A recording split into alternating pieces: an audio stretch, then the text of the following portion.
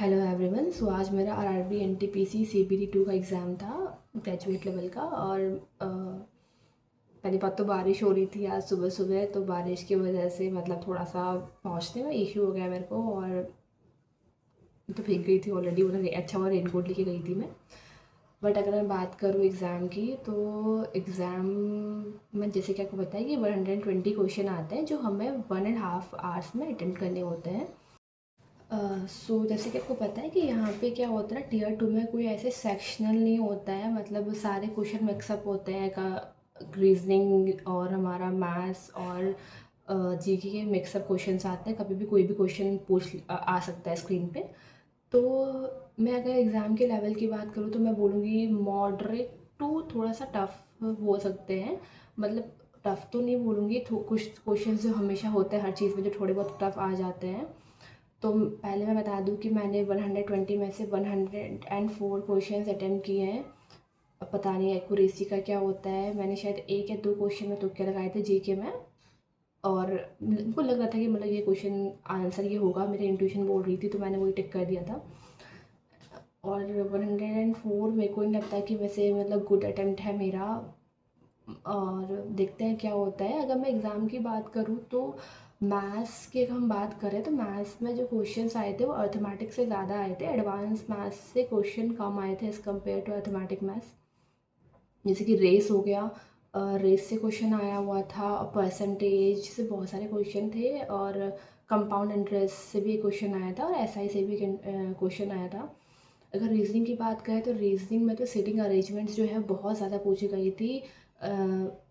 Circle में sitting arrangement हो गया, और जो स्क्वायर वाली सिटिंग अरेंजमेंट होती है, और जो टॉप से बॉटम वाली सिटिंग अरेंजमेंट होती है, उसके बहुत सारे क्वेश्चंस आए थे। और रीजनिंग इस बात मेरे को थोड़ा लेंदी लगी, थोड़ी लेंदी रीजनिंग आई थी। मतलब क्वेश्चंस जो थे वो थोड़ा लेंदी पूछे गए थे।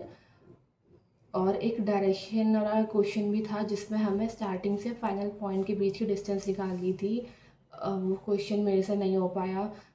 एक तो मतलब पता है क्या होता है ये एनटीपीसी में ना, कि मतलब वो 2 या 3 बार जो होते हैं ना, वो एग्ज़ाम जो कंडक्ट करा रहे होते हैं वो आते हैं, कभी फिंगरप्रिंट के लिए, कभी लेफ़्ट थंब के लिए, कभी राइट थंब के लिए। तो उसमें मतलब मैं एक बीच में कैलकुलेशन कर रही थी और वो ऐसे बीच में आ गए और मैं पूरा भूल गई और मेरे को फिर से करना पड़ा। तो मतलब डिस्टर्बेंस बहुत होती है बीच बीच में।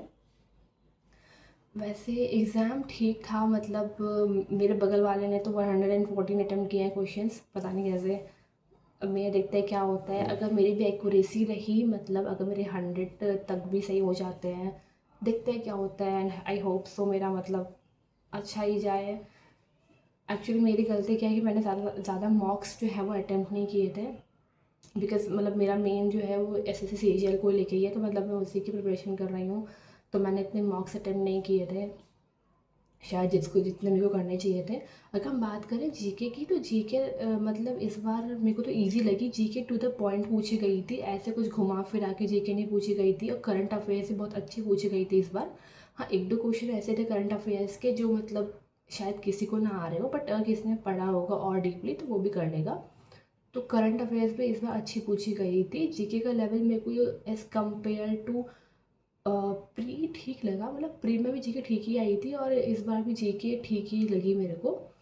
अब लेट्स सी, देखते हैं क्या होता है। तो आप लोग भी प्लीज़ अपने आपने कितने क्वेश्चंस अटेम्प्ट किए और आपका जोन क्या है वो कमेंट बॉक्स में कमेंट करके ज़रूर बताइएगा। मैं बता दूँ तो मैंने जो है ये रांची जोन से अप्लाई किया था। तो आप लोग भी प्लीज़ अपना जोन और अपने अटेम्प्ट कमेंट बॉक्स में कमेंट करके बताइएगा। Thank you. ऑल दो एग्जैक्टली मैंने मतलब लाइक जीके जीएस और मैथ्स में कितने अटेम्प्ट किए हैं एग्जैक्टली, तो मतलब मैं नहीं बता पाऊँगी बिकॉज सारा मिक्सअप था, तो मेरे को इतना आइडिया नहीं है। हाँ बट जीके में मैंने मतलब बहुत कम ही क्वेश्चन छोड़े हुए हैं, बिकॉज जीके मेरे को ईजी लगी, मतलब मेरे को डोएबल लगी जीके। रीजनिंग में मैंने आई थिंक 2 या 3 क्वेश्चन नहीं किए हैं। और मैथ्स मैथ्स मैंने शायद ज़्यादा छोड़ दी है। मैथ्स में मैंने शायद ज़्यादा क्वेश्चन नहीं अटेम्प्ट कर पाई मैं। और अगर किसी ने भी मतलब 105 प्लस अटेम्प्ट किए हुए हैं, आई थिंक उनका ये गुड अटेम्प्ट है, अगर उनकी एक्यूरेसी मेंटेन है तो। तो आई थिंक उनका CBT 2 क्लियर होने के चांसेस है। ये डिपेंड करता है कि उनका जोन कौन सा है, बिकॉज हर जोन की जो कट ऑफ जो होती है वो अलग जाती है। डिपेंड करता है कि वहाँ पे कितनी वैकेंसी आई है, वहाँ पे कंपटीशन का लेवल क्या है। तो अकॉर्डिंग टू, बट मैंने जिस जोन से अप्लाई किया हुआ है तो मेरे को तो मेरे चांसेस बहुत कम लग रहे हैं। बट अगर किसी का भी जोन जो है वो ऐसा जोन है जहाँ पे कंपटीशन कम है, वैसे कंपटीशन तो हर जगह है, अगर उन्होंने 105+ अटेम्प्ट किए हैं और उनको लगता है कि उनकी एक्यूरेसी अच्छी है, तो आई थिंक उनका CBT 2 क्लियर होने के चांसेस है। और देखते हैं फिर रिज़ल्ट का वेट करते हैं क्या होता है। Thank you.